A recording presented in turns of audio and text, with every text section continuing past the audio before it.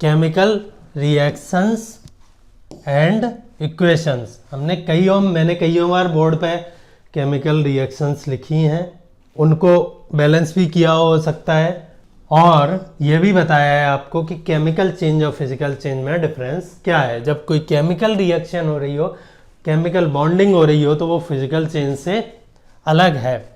थोड़ा सा और बात करते हैं। केमिकल इक्वेशंस को बैलेंस करने के क्वेश्चंस कई बार एग्जाम्स में पूछ लिए जाते हैं। केमिकल रिएक्शंस या केमिकल चेंज क्या होते हैं वो भी पूछ लिए जाते हैं। तो हम थोड़ा सा और बात करते हैं जिससे आपके जो डाउट है, जैसे कि एक लड़के ने मुझसे पूछ रखा था कि सर ये डिसोल्यूशन हो या फिर आप कह लीजिए एक ही एलिमेंट अगर अदर फॉर्म में आ रहा हो, है ना, स्टेट चेंज कर रहा हो, तो उसमें और कंपाउंड्स में क्या डिफरेंस है। आप कह लीजिए जब शुगर वाटर में मिल रही है तो ये एक तरह से डिसोल्यूशन हो गया इसमें, और हाइड्रोजन और प्लस ऑक्सीजन मिलके वाटर बना रहे हैं, तो इन दोनों चीज़ों में क्या फ़र्क है, ये सारी चीज़ें भी मैं आपको आज थोड़ा क्लियर करूँगा। क्वेरी आती रहती है मेरे पास, सच एज कि सर ये क्या चीज़ है या वो क्या चीज़ है। ये थोड़ा बेसिक कोर्स है तो मैं इसमें चीज़ें सिंपल रखना चाहता हूँ वहाँ तक कि जहाँ तक कि सब लोगों को समझ में आए। हो सकता है आप केमिकल या मैकेनिकल इंजीनियर हो या और कोई इंजीनियर हो, उनकी जो बातें आप मुझसे कमेंट्स में पूछिए, मैं आंसर करूँगा वहाँ। उनकी जो बातें हैं वो मैं लेक्चर्स में इंक्लूड नहीं कर सकता, अदरवाइज वो रिडंडेंट हो जाएंगे, वो अधिकतर बच्चों के मतलब के नहीं रहेंगे। तो जिनको ज़्यादा इंटरेस्ट है डीप साइंस में या फिज़िक्स में, उनके लिए एक ये सीरीज़ है biggest ideas in the universe. क्या है ये? आज तक जो यूनिवर्स में हमने ह्यूमंस ने जो भी इन्वेंट किए हैं या डिस्कवर किए हैं, उन आइडियाज़ पे एक सीरीज़ है। किसकी? शॉन कैरॉल। ये कौन है? ये कैलटेक के कैलिफोर्निया इंस्टीट्यूट ऑफ टेक्नोलॉजी के फिज़िक्स के प्रोफेसर हैं, चेयरमैन है फिज़िक्स जो डिपार्टमेंट। उनकी एक फ्री यूट्यूब पर सीरीज़ है, आप देखिए। बेसिकली डीप साइंस है लेकिन कंसेप्चुअली है, फैक्ट पे इन्होंने ज़्यादा जोर नहीं दिया है। कंसेप्चुअली अगर आप में इतने कैपेबल हो कि आप इनके लेक्चर्स देख सकते हो, आपको इतनी जिद है या समझने की वो है, चाहत है, तो प्लीज़ इन्हें देखिए। यू विल बी एनलाइटेंड, आपको एनलाइटनमेंट हो जाएगा रियलिटी में जो भी बड़े आइडियाज़ हैं उनके बारे में। देन एक यहाँ कोट लिखा हुआ है साइंस से रिलेटेड। क्या है ये quote? Facts are not science. पहली बात तो जो फैक्ट्स हैं, खाली फैक्ट साइंस नहीं है। As dictionary is not literature. जैसे कि डिक्शनरी को आप क्या नहीं कह सकते कि ये शेक्सपियर के पूरे किताब के हो सकता है पूरे वर्ड एक डिक्शनरी में मिल जाए जो शेक्सपियर ने एक लिटरेचर लिखा हो, लेकिन फिर भी हम उस डिक्शनरी को क्या नहीं कह सकते कि ये लिटरेचर है। सिमिलरली जब भी मैं पढ़ाता हूँ तो मैं थोड़ा सा किस पे, कंसेप्ट पे फोकस करता हूँ। अगर कोई फैक्ट्स मुझसे मिस हो रहा है तो ऑब्वियसली वो आपके एग्ज़ाम के लिए इम्पोर्टेंट है, आप उन्हें कमेंट्स में ज़रूर मेंशन कीजिए। और लेकिन facts are not very much important. अगर ओवरऑल सेंस में देखें हम किसी भी सब्जेक्ट में, तो क्या इंपॉर्टेंट होता है? कंसेप्ट। फिर भी आपको एग्जाम्स के लिए ज़रूरी है, तो जितने ज़रूरी हैं उतने मैं बता देता हूँ। उसके बियॉन्ड ना तो मेरी कैपेसिटी है कि मैं डिक्शनरी या साइंस के फैक्ट्स को याद कर लूँ, ना किसी और की कैपेसिटी मैं समझता हूँ। अगर कोई फैक्ट मिस हो गया है, मैंने नहीं बताया, मैंने गलत बताया, प्लीज़ मुझे करेक्ट कीजिए। मिस हो गया है तो अपने आप से सर्च कीजिए। We are not here for facts, हम यहाँ फैक्ट्स के लिए नहीं है। मैं आपको यहाँ बेसिक साइंस की जो फंडामेंटल अंडरस्टैंडिंग है उसको क्लियर करने के लिए हूँ। ठीक है, दो बातें समझ गए। और किसी को इंटरेस्ट है डीप में तो वो यहाँ जाइए, और चाहेंगे तो आप मैं इसकी लिंक शेयर कर दूंगा।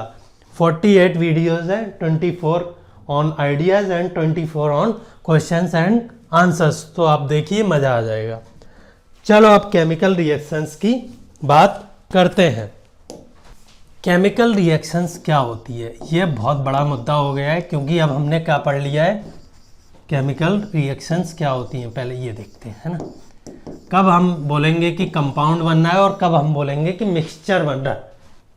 कई स्टूडेंट ने इसमें डाउट है उन्हें, वो बेसिकली आ जाता है कि आप कब बोलेंगे कि कोई चीज़ मिक्स होके, यार आप कह लीजिए दो चीज़ पास आ रही हैं तो कब कंपाउंड कहलाएंगी, कब मिक्सचर कहलाएंगी, है ना। मान लीजिए आपने H2O प्लस क्या मिलाया, सॉल्ट मिलाया, आप ये कैसे कह सकते हैं कि एक नया कंपाउंड नहीं बन रहा है बल्कि इनका मिक्सचर है या सॉल्यूशन है।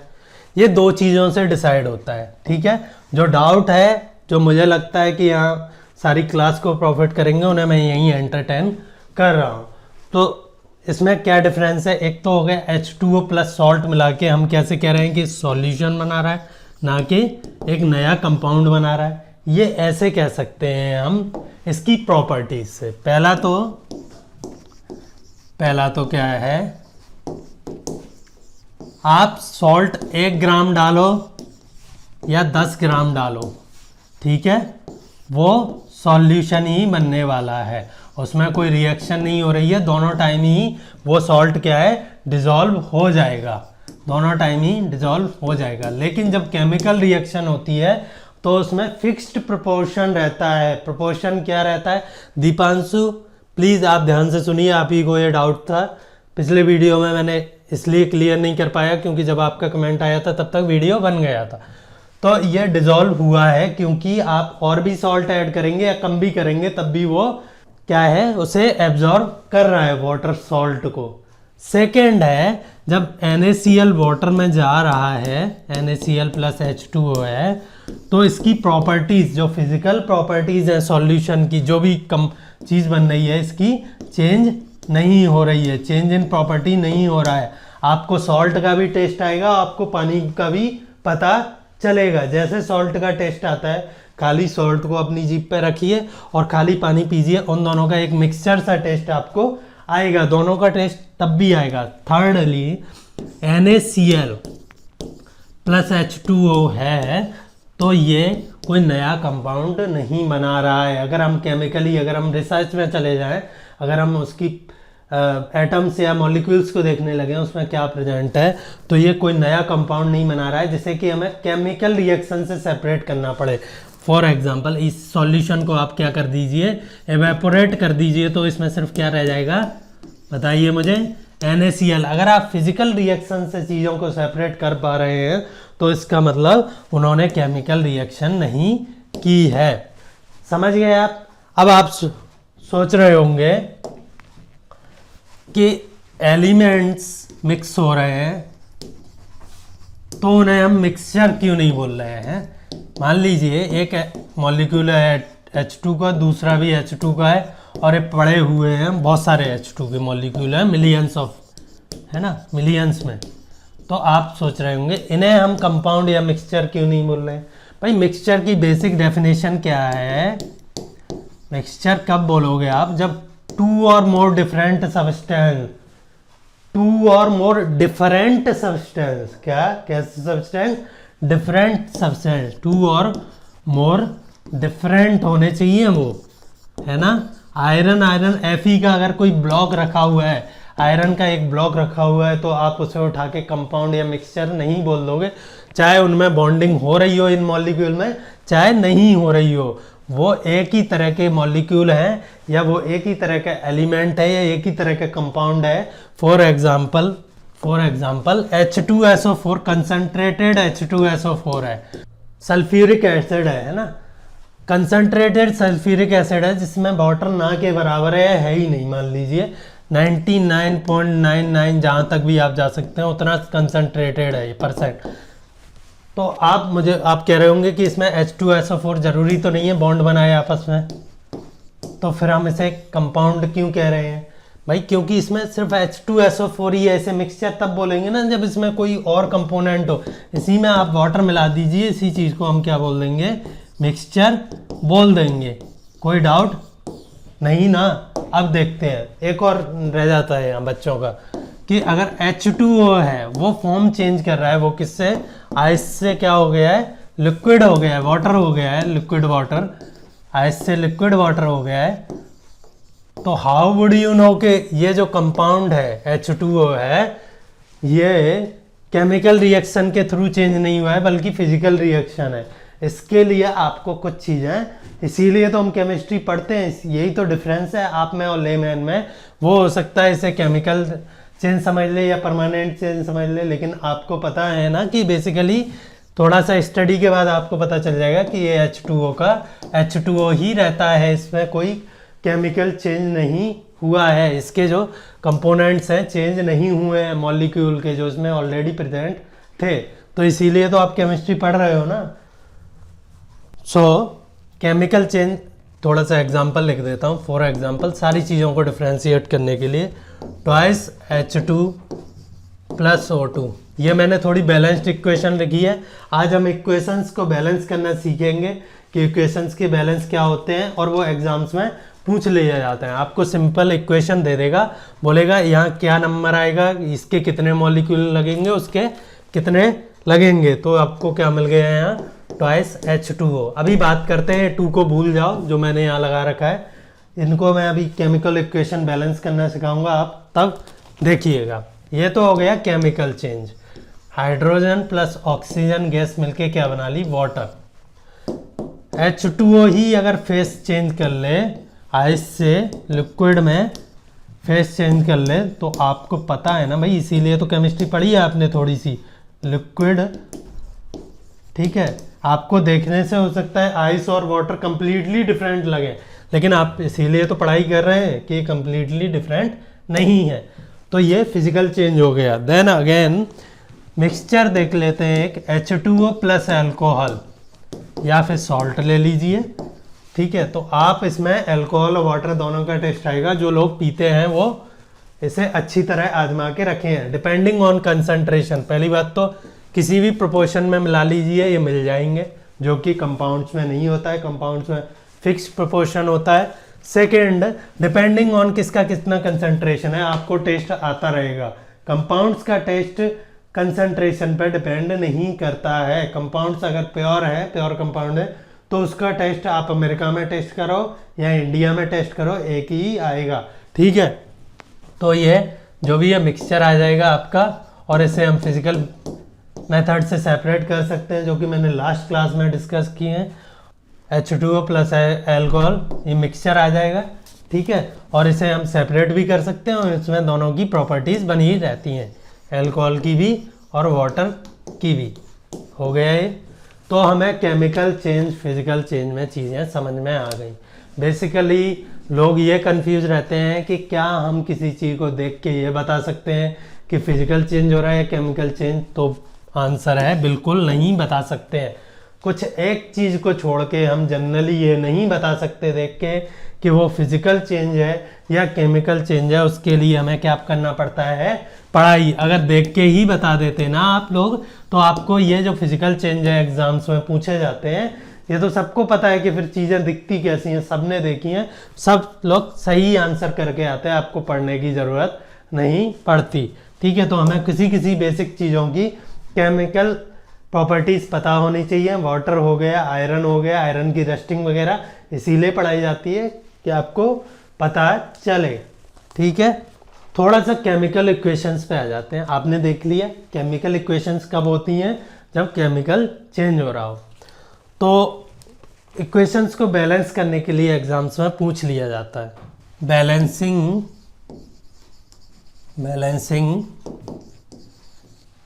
Chemical equations. केमिकल इक्वेशंस को बैलेंस करने के लिए पूछ लिया जाता है। पहला एग्जांपल लेते हैं, हम सिंपल से स्टार्ट करते हैं। बिल्कुल, आपने कुछ हाइड्रोजन गैस ली। हाइड्रोजन हमेशा जनरली हाइड्रोजन अकेला नहीं मिलेगा, नेचर में आपको हाइड्रोजन H2 के फॉर्म में मिलेगा, मॉलिक्यूल के फॉर्म में मिलेगा, ठीक है। और ये वो दे के रखेगा, ये आपसे नहीं बोलेगा कि आप बताओ हमें यहाँ हाइड्रोजन गैस लेनी है, हाइड्रोजन लेना है। और आपने कुछ कार्बन ले लिया, जो भी कार्बन जिस भी फॉर्म में है, ग्रेफाइट में या जिस भी फॉर्म में है, आपने कार्बन ले लिया और इससे आपने बना दिया क्या, CH4। क्या बना दी इससे, बोलिए, मीथेन। अब समझ में आया क्यों पढ़नी पड़ती है केमिस्ट्री, क्योंकि इसमें थोड़ा सा याद भी करना पड़ता है चीज़ों को। मीथेन बना दिया। मुझे बताइए यहाँ का अगर हम कार्बन की बात करें, बहुत इजी होता है बैलेंसिंग। एक मॉलिक्यूल को पकड़ लो आप, किसी भी एक साइड को पकड़ लो। मान लो मैंने इस साइड को पकड़ लिया कि इस साइड जितने हैं मुझे एटलीस्ट उतनी चीज़ें इधर चाहिए। मान लीजिए एक कार्बन ही आपने एक ही मॉलिक्यूल बनाया, किसका, मीथेन का। तो कार्बन की हमें नंबर कितना चाहिए, सिर्फ एक एटम भी हो हमारे पास कार्बन का चलेगा। लेकिन हाइड्रोजन के जो चाहिए हमें कितने, 4 एटम चाहिए। लेकिन हाइड्रोजन के यहाँ कितने, 2 एटम है। तो इसका मतलब हमें 2 और इसको किससे, 2 से मल्टीप्लाई कर देंगे तो हमारे पास 4 एटम हो जाएंगे हाइड्रोजन के, और ये इक्वेशन या रिएक्शन बैलेंस हो गई। इतनी सिंपल होती हैं। आपको अगर सिंपल गणित आता है, सिंपल गिनती आती है, तो ये इक्वेशंस बैलेंस हो जाती हैं, और इनको भी लोग गलत करके आ जाते हैं एग्जाम्स में। ठीक है, एक और लेते हैं। Mg प्लस मैग्नीशियम Mg की फॉर्म में ही एग्जिस्ट करता है। ठीक है, O2 किस फॉर्म में, ऑक्सीजन किस फॉर्म में एग्जिस्ट करती है, O2 की फॉर्म में। और ऑक्सीजन अकेले नहीं पड़ा रहता है, वो मॉलिक्यूल बना लेता है अपने भाई के साथ। ठीक है, और हमें फाइनल प्रोडक्ट वो कह रहा है मिल रहा है MgO। ये इतनी आपको दी जाएगी। ठीक है, अब आपको इसे बैलेंस करना है। अब मुझे बताइए, इधर Mg तो एक ही है, इधर भी एक है, इधर O कितने हैं, एक है, लेकिन इधर 2 हैं। अब आप यहाँ कम नहीं कर सकते, 1/2 नहीं लिखेंगे। फ्रैक्शनल नंबर सम इक्वेशंस में नहीं लिखते हैं। ठीक है, तो फिर क्या करें, यहाँ O एक है तो इसको O को बढ़ाने के लिए, 2 करने के लिए यहाँ क्या कर सकते हैं, ट्वाइस MgO, जिससे यहाँ O कितने हो जाए, 2 हो जाए, जितने के यहाँ है। मिनिमम हम O कितने ले सकते हैं, 2 ले सकते हैं, ट्वाइस MgO। तो O तो बराबर हो गए दोनों साइड, यहाँ भी 2 हो गए ऑक्सीजन। लेकिन Mg अब इनबैलेंस हो गया। Mg कितना इनबैलेंस हो गया, इधर 2 है, इधर 1 ही है, तो यहाँ 2 कर दो। ये फिर से इक्वेशन बैलेंस हो गई। कोई प्रॉब्लम हो तो प्लीज़ बताइए। फिर एक और थोड़ी डिफ़िकल्ट हम वो देख लेते हैं, थोड़ा सा लेवल बढ़ाते हैं। Fe iron plus H2O, iron में रस्टिंग होती है, सबको पता है क्या होता है, वो एक केमिकल रिएक्शन होती है किससे, वाटर में जो ऑक्सीजन है या एयर में जो ऑक्सीजन है, इन ह्यूमिड कंडीशंस में आयरन को किस में कन्वर्ट कर देता है, आयरन ऑक्साइड्स में। आयरन ऑक्साइड कई तरह के बन सकते हैं। यहाँ जो इन्होंने दे रखा है, मान लीजिए एग्जामिनर ने ये दे रखा है, एक बन सकता है Fe2O3 भी बन सकता है, और Fe3O4 भी बन सकता है। डिफरेंट कॉम्बिनेशन है ऑक्सीजन का आयरन के साथ, प्लस H2 बाहर जा रही है। ठीक है, प्लस सम एनर्जी भी निकल रही होगी। वो अभी देखेंगे कितने टाइप की इक्वेशंस होती हैं और एनर्जी किन में निकलती है किन में नहीं। आपको इसे बैलेंस करना है, तो बताइए कहाँ से स्टार्ट करें। इस मॉलिक्यूल से स्टार्ट कर लीजिए। इस मॉलिक्यूल में आयरन के जो एटम है वो कितने हैं, 3। इसे यहाँ लिख लिया। इधर कितने हैं, आयरन का एक ही है, इसे सिंपली 3 लिख लिया। इससे पूरी इक्वेशन पे कोई फर्क नहीं पड़ा। इधर आयरन और आयरन बैलेंस हो गए। फिर आ जाए हम ऑक्सीजन पे। ऑक्सीजन के यहाँ कितने, 4 एटम है, लेकिन H2O में हमें कितना, सिर्फ एक ही एटम है, तो इसको मतलब 4 से मल्टीप्लाई कर ले, तो अब ऑक्सीजन भी बराबर हो गए। लेकिन अब इसको ऐसा करते ही हाइड्रोजन इम्बैलेंस हो गया। पहले हाइड्रोजन यहाँ 2 थे, यहाँ भी 2 ही थे, लेकिन अब यहाँ कितने हो गए हाइड्रोजन, 8 हो गए। 2 इंटू 4, 8 हाइड्रोजन हो गए। तो यहाँ भी हाइड्रोजन कितने होने चाहिए, 8। तो 2 इंटू 4, यहाँ भी हाइड्रोजन के आगे आप 4 लगा दीजिए, इक्वेशन बैलेंस हो गई। तो बैलेंस्ड इक्वेशन क्या हो गई, 3Fe plus 4H2O equals to Fe3O4। इसका तो एक ही मॉलिक्यूल बनना है, हमने इसी के हिसाब से बैलेंस किया, प्लस 4H2। ठीक है, ये सिंपल है। अगर आपको गिनती आती है तो आप इसे कर लोगे, ये एग्जाम्स में पूछ लिए जाते हैं। यूपीएससी इन्हें खूब पूछता है, जो भी उसके एग्जाम्स हैं। अपार्ट फ्रॉम सिविल सर्विसेज में इतना डीप नहीं जाता है, पर और जो एग्ज़ाम करवाता है यूपीएससी उनमें इन सारी साइंस की जो 6, 7, 8 क्लास की बेसिक बातें हैं वो सारी पूछ लेता है लिटरली।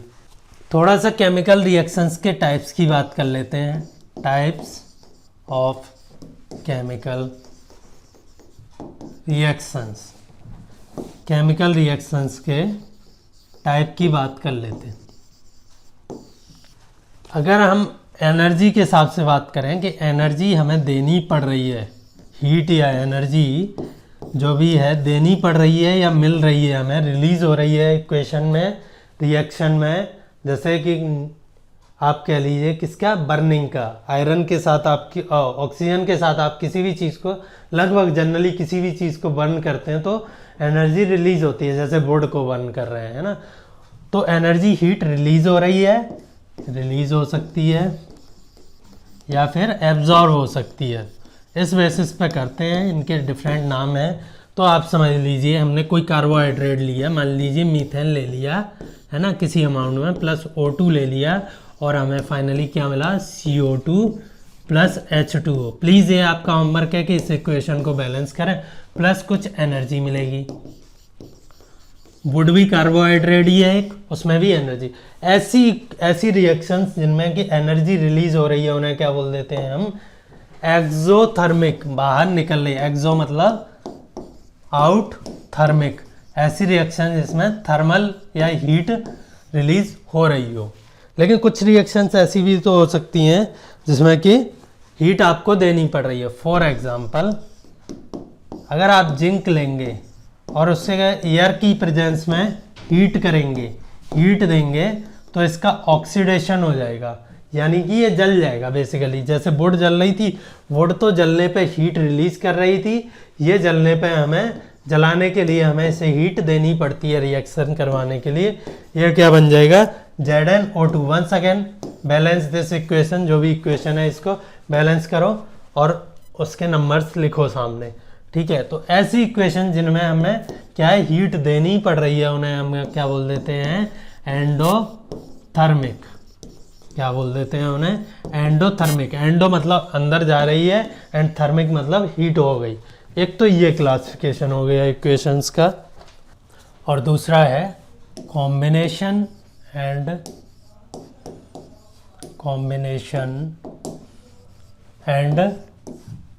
Decomposition reactions. इनमें क्या है कि बहुत ज़्यादा वैसे इम्पोर्टेंट नहीं है, आप थोड़ा सा समझ लीजिए, ठीक है। एक तो हो सकता है कि कोई दो एलिमेंट या कंपाउंड मिलके कंबाइन होके कुछ बना रहे हो। For example twice H2 plus O2 मिलके क्या बना रहे हो, 2 molecules of water. Reaction balance लिख दी है मैंने।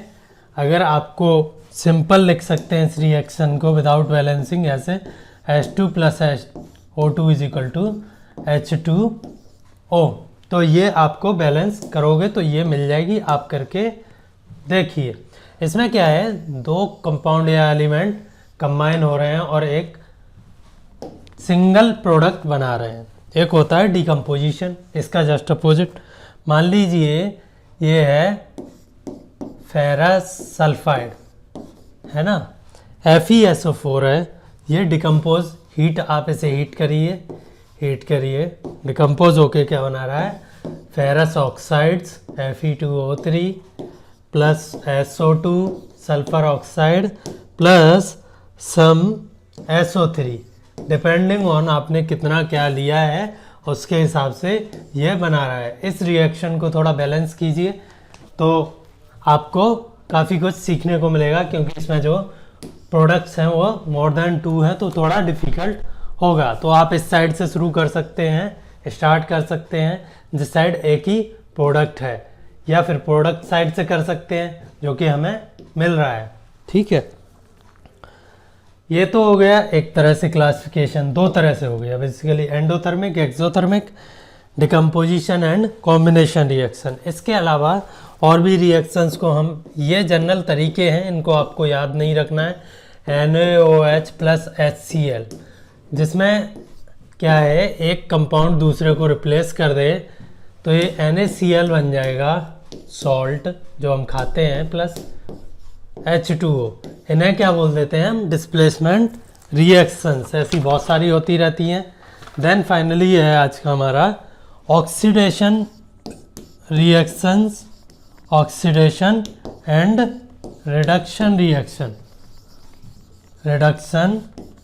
रिएक्शंस, ये क्या है, ये है कोई भी कंपाउंड, मान लीजिए आयरन ही है, अगर वो ऑक्सीजन के साथ रिएक्शन कर रहा है, ऑक्सीजन के साथ कंपाउंड बना रहा है, फॉर एग्जांपल Fe2O3, तो ये क्या है, बेसिकली ऑक्सीडेशन है। किसी भी नाम से समझ में आ रहा है, कोई भी कंपाउंड ऑक्सीजन के साथ एलिमेंट या कंपाउंड ऑक्सीजन के साथ रिएक्शन कर रहा है तो ऑक्सीडेशन हो गया। लेकिन ऐसी कोई रिएक्शन जिसमें ऑलरेडी ऑक्सीडेशन हो चुका हो, उसमें अगर आप किसी भी एलिमेंट की हेल्प से या कंपाउंड की हेल्प से, चाहे वो हाइड्रोजन हो चाहे कोई और कंपाउंड हो, ऑक्सीजन या उस एलिमेंट को डिस्प्लेस कर दें, ऑक्सीजन हाइड्रोजन के साथ चला जाए, तो फिर उसे हम क्या बोल देते हैं, रिडक्शन रिएक्शन। इसे हम क्या बोल देते हैं, रिडक्शन रिएक्शन। एक तो ये रिडक्शन रिएक्शन हो गई। एक क्लोरीन को आप सिंपली H2 के साथ क्या करवा लीजिए, रिएक्शन, तो भी ये रिडक्शन रिएक्शन है। तो रिडक्शन क्या है, या तो अगर आपके पास पहले से O2 है तो वो डिस्प्लेस हो जाए, ऑक्सीजन जिस भी एलिमेंट से डिटैच हो जाए उसका रिडक्शन होता है, या फिर आपके साथ हाइड्रोजन अटैच हो जाए। ठीक है। Oxidation is just opposite. Oxidation is just opposite क्या होता है कि अगर हाइड्रोजन आपके पास था तो वो चला जाए, या फिर ऑक्सीजन आपके पास आ जाए और इसके बदले में ऑक्सीजन आ जाए, तो इसे ऑक्सीडेशन बोल देते हैं। ठीक है, इतना काफ़ी है आज के लिए। इससे पहले कि हम क्लास ख़त्म करें, कुछ एग्जाम्पल्स देख लेते हैं। एग्जाम्पल्स एवरीडे लाइफ के, जो कि एग्ज़ाम्स में पूछ लिए जाते हैं क्योंकि वो हमारे चारों तरफ हो रहे होते हैं। तो पहला एग्जाम्पल है आयरन की रस्टिंग। Fe+ ऑक्सीजन जो कि एयर में ह्यूमिडिटी की प्रेजेंस में आयरन इससे रिएक्ट करेगा, क्या बना लेगा, Fe2O3 या और Fe3O4 दोनों बन सकते हैं। ठीक है, depending on the amount of oxygen और आयरन पे कितनी जल्दी वो रस्ट हो रहा है, तो इसे रस्टिंग बोल देते हैं। So rusting of iron is basically a chemical reaction. नया कंपाउंड बन रहा है जो कि बुरबुरा सा होता है। आयरन इतनी स्ट्रेंथ होती है आयरन की, वो ख़त्म सारी उस रस्टिंग में हो जाती है। एक होता है रेंडेसिटी, ये बहुत इम्पोर्टेंट है। अगर जो ऑक्सीडेशन हो रहा है वो ऑयल वगैरह का हो रहा है, ऑयल कौन से कंपाउंड होते हैं, ऐसे कार्बोहाइड्रेट जिनमें सोडियम या पोटेशियम हो, सॉपी फील हो, जिनकी चिपचिपे हों, उन्हें क्या बोल देते हैं हम, ऑयल्स बोल देते हैं। अगर ये ऑक्सीडेशन होता है इनका, ऑक्सीडेशन यानी ऑक्सीजन से रिएक्शन, चाहे वो एयर में ही क्यों ना हो, तो फिर ये इनकी स्मेल और टेस्ट दोनों ही चेंज हो जाते हैं। इसीलिए जो लेज वगैरह के पैकेट हैं, जो फूड प्रोडक्ट्स हैं, उनमें से ऑक्सीजन बाहर निकाल दी जाती है। जो एयर भरी जाती है वो कौन सी भरी जाती है, N2। अगर आप इसे सही से पैक नहीं करेंगे तो जो इसमें चिप्स हैं आलू की, जो कि किसमें, ऑयल में तली गई हैं, उनमें से बदबू आने लगेगी कुछ टाइम बाद। तो बेसिकली ये किसकी वजह से होता है, रेंडेसिटी। ये याद रखना है, ये किसी भी दिन एग्जाम में पूछा जा सकता है। ठीक है, और साथ में हम क्या कर सकते हैं, इसमें एंटीऑक्सीडेंट भी मिला सकते हैं जो कि ऑक्सीडेशन होने से इन सब चीज़ों का रोके और उसके टेस्ट और स्मेल को डिग्रेड ना करे। सो दैट्स इट, आज के लिए इतना काफ़ी है। अगले लेक्चर में हम एसिड, बेस और सॉल्ट देखेंगे, pH भी देखेंगे अगर टाइम मिला तो, और साथ में एसिड बेसिस के हम कैसे एप्लीकेशंस यूज़ करते हैं, कैसे पहचानते हैं एसिड बेसिस को, वो भी देखेंगे। So thank you.